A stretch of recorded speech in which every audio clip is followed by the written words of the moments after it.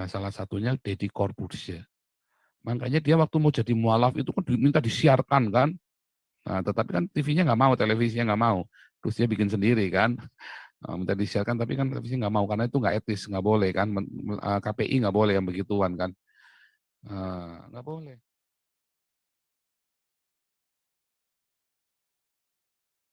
Thank you, Pak Amin. Luar biasa. Oke, kita start ya. Saya akan cerita sedikit ya tentang ini ya, tentang bisnis mualaf dan murtadin ini ya. Seperti yang sering saya singgung-singgung ini ya. Tapi dulu saya kan nggak cerita banyak ya. Sekarang saya mau cerita ya. Ini kita cerita bisnis mualaf dulu ya. Bisnis mualaf itu banyak orang-orang ya yang menjadi mualaf ya 90%. 90%. Ya, karena memang masalah ekonomi, karena dibisniskan. Semua yang saya temui para mualaf-mualaf ini 90% karena masalah ekonomi, yang 10% memang karena kebingungan teologis atau mereka memang karena merasa cocok-cocokan aja karena merasa butuh agama. Tetapi rata-rata yang namanya mualaf ini dari semua yang saya temui ya, dan saya melakukan riset pribadi ya, saya melakukan riset pribadi, saya ketemu, saya ngobrol-ngobrol, saya pancing ya dari interview itu, beberapa sudah saya rekam juga ya kan. Nah, mereka rata-rata ya punya background dari masalah ekonomi ya.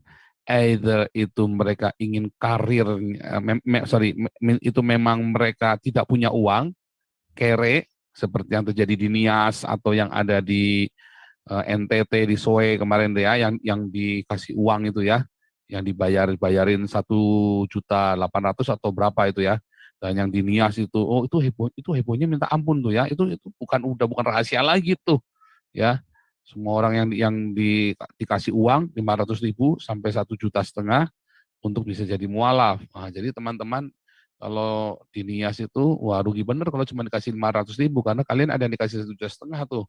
Ya, yang di NTT aja dikasihnya 1,8 ya kan.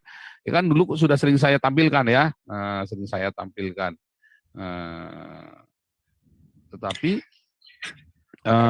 kemudian banyak orang-orang ya yang memang sengaja melakukan ini, yang di Papua juga sama ya, yang di Papua juga sama. Modus dari para orang-orang ini adalah dengan menawarkan sejumlah uang. Wih, serem ya. Dan itu memang terjadi. Nah, itu sudah begitu dari sononya. Jadi memang karena mereka nggak punya uang, kere saking miskinnya, ya kan? Dan atau dimiskinkan oleh pemerintah setempat. Oh, itu sudah bukan rahasia umum lagi yang di Irian itu ya, di Papua. Bahkan ada beberapa orang yang diberangkatkan, diiming-imingi mau disekolahkan, lalu sampai di Jawa dimasukannya ke pesantren. Oh, itu banyak juga. Ya, itu terjadi. Ya, kemarin kan kita dengar dari teman-teman Papua kan, kita sudah dengar juga ada di live Zoom ini juga. Mereka juga cerita, Pak, ini teman-teman sampai sini dimasukkan ke pesantren, Pak. Janjinya mau disekolahin apa segala macam. Nah, itu terjadi. Ya, ya kalau ditanyain nggak ada yang ngaku orang-orang Islam ini ceritanya. Kenapa? Karena mereka berebut apa? Berebut ideologis. Islam itu adalah sebuah ideologis. Ya, jadi paling gampang Kak, menyasar orang miskin.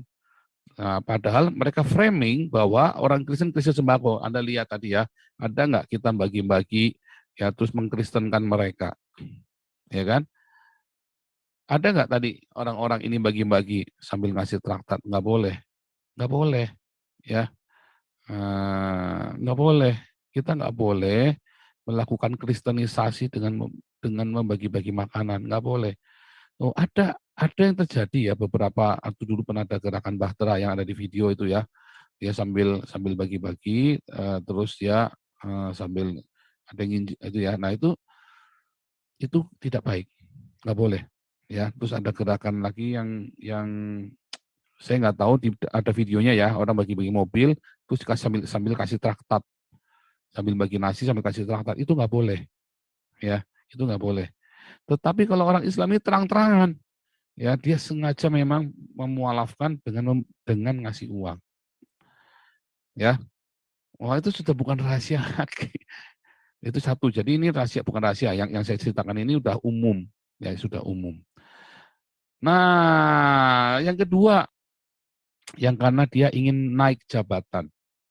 Ya, kalau untuk naik jabatan di Indonesia itu bukan rahasia lagi. Anda harus berubah agama jadi Islam. Itu lebih gampang daripada apalagi kalau Anda di PNS, di TNI atau ya kan Pak Jenderal sudah dengar sendiri kan, Pak Jenderal ditawarin kan, kalau kamu Islam kamu bisa cepat naik ya. Kamu bukan Islam, ya kan?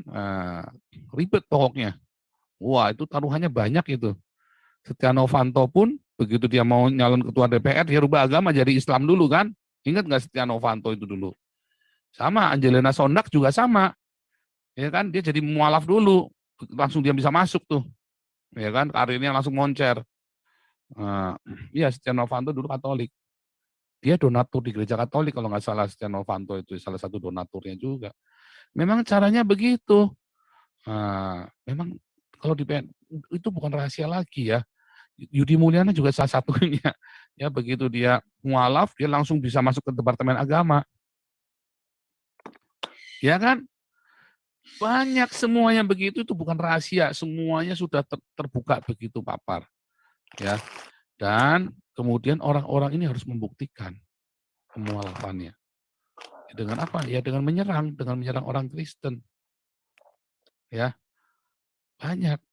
Nah, yang ketiga, ada orang-orang ya yang menjadi, ini kita baru cerita mualaf ya, murtadin juga ada. Jadi jangan GR dulu nih ya. Murtadin juga ada. Nah, kita ceritain mualaf dulu nih. Nah, ada juga ya yang kejadian-kejadian orang-orang ini menjadi mualaf demi karir di dalam bisnisnya dia. Supaya dia bisa, oh ada sahabat saya sendiri, dia bilang, Pak saya ditawari Pak jadi orang Islam. Saya waktu itu kolaps Pak. Saya pokoknya dia akan dimodali ulang. Kalau ini terus ya sudah saya nggak mau. Ya sudah mau kolaps lah. Loh ada ya. Nah salah satunya Deddy Corbuzier. Makanya dia waktu mau jadi mualaf itu kan diminta disiarkan kan. Nah, tetapi kan TV-nya nggak mau, televisinya nggak mau. Terus dia bikin sendiri kan. Minta disiarkan tapi kan televisi nggak mau karena itu nggak etis, nggak boleh kan. KPI nggak boleh yang begituan kan. Nggak boleh. Tapi tujuannya itu. Setelah itu kan dia langsung naik, yes, gitu kan. Ya udah siap semuanya, persiapan, tinggal terakhir langkah terakhirnya adalah menjadi mualaf. Begitu. Nah, kalau ditanya ngerti nggak? Ngerti, nol putul mereka. Kalau ditanyain tentang ilmu agama, nol putul. Nggak ada yang ngerti semua. Dan itu banyak terjadi. Ya, kalau mau jadi Islam ya pokoknya cepat karirnya jadi moncer langsung. Ya kan? Nah, itu terjadi. Tapi kalau Anda sebaliknya dari Islam terus jadi Kristen, Anda diboikot langsung. Artis-artis ini langsung diboikot. Ya kan kayak Narva Urbah, terus si Asmiranda, nah itu kan langsung diboikot. Ya kan? Langsung diboikot, langsung di-cut.